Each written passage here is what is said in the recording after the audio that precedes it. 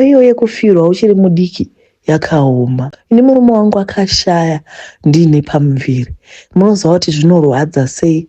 We were looking forward to this child. Mushure mekunge murume wangu ashaya, ndakagara makore 6 ndichiwa kutya kupinda murelationship, kukana munhu wandodana naye akazofa. Zvaitoita sekuti munhu aitozofa. Asi ndakazotanga kugona kuwana simba mushure memakore 2. Life yangu katanga kuita get back to normal. Ndikabva kumusha nekuti apa mushure mekunge murume wangu ashaya, ndakatomboenda kunogara nemaparents. Ndakazodzoka muHarare ndikatanga kutengesawo ndichizama kuti ndigone kurarama uyezve kuti mwana aende kuchikoro. Saka ndaihodha mutown muHarare CBD kuMarana. Saka ndaihodha kuMarana. Ndichihodha kuMarana aya takatanga kuita relationship nemukadzi uyu zvekuti aitoziva situation yangu. Akazongonditi kuwakoma kumamambodii kutraya marelationship. Ndakatoseka zvangu ndikati ini ndakanga ndichitya zvekudanana kumunhu wacho akazofa. Ingadai ndakaziva. Asiwo semunhu wenyama makore akanga afamba, muviri une zvaunoshuwira.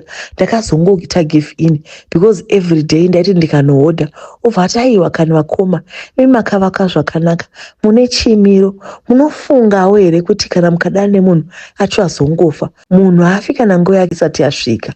Akandinyengerera kusvika azondisanganisa neumwe murume. Murume uyu akanga ari wechiMalawi. Takatanga kudanana, rudo rukatotsva.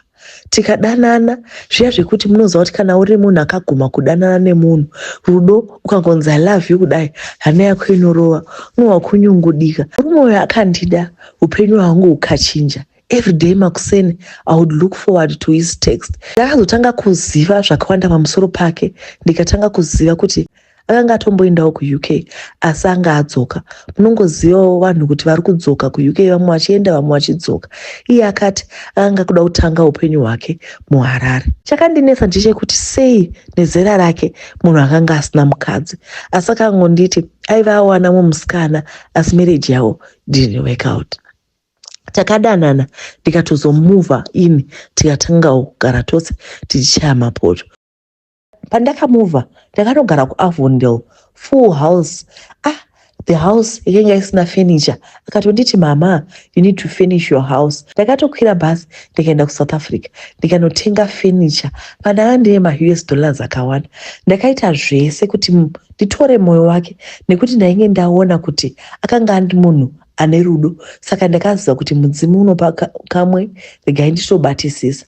Saka every day makuseni would go for walks, and we need to keep healthy. Asi akazotanga kundinetsa, aiti kana tikabuda for a walk kuseni, aizobvisa bhutsu, oti I want to connect with the earth. Da connect na Mother Earth. Saka aifamba snapo. By that time, ndainge ndakanyora murudu.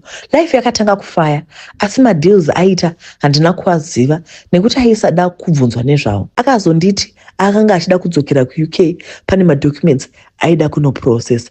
Musi wekuenda wake wakasvika, haana kuda kuti ndiende naye kuairport. Even passport yake handina kuiona. Akandipa $5,000. Akanditi aizofona kana asvika. Aenda, takati ndakarara, ndikaita sendinorota manheru mumba muchipinda mwana mucheche anokambaira. Akasvika ndokukwira pamubhedha, ndokutanga kundiyamwa, ndikatobuda mukaka. Makuseni ndakatoshamisika kuona mazamu angu akasisa, asi akanga ari red and airwadziwa. Saka nyaya iripo ndeyekuti every day ndoti ndakarara ndinoona mwana achiuya kuzondimwa mukaka.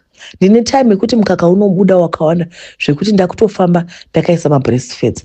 Murume uyu handina kuzombobvira ndanzwa nezvake kana kuona phone call yake. Ndiri kutsvaka information pamusoro pake asi anotsvedza. Haana kana Facebook, haana kana social media. Namba yake haichaite 3. Ndatambura, ndinoyamwiwa, kamari kandakasirwa katosvika pakupera. Ndakasvika pakutengesa furniture iya. Izvezvi ndakamuvha kunogara mucottage ndokumbirawo rubatsiro. Anyway, ndatambura. MuZimbabwe tarura.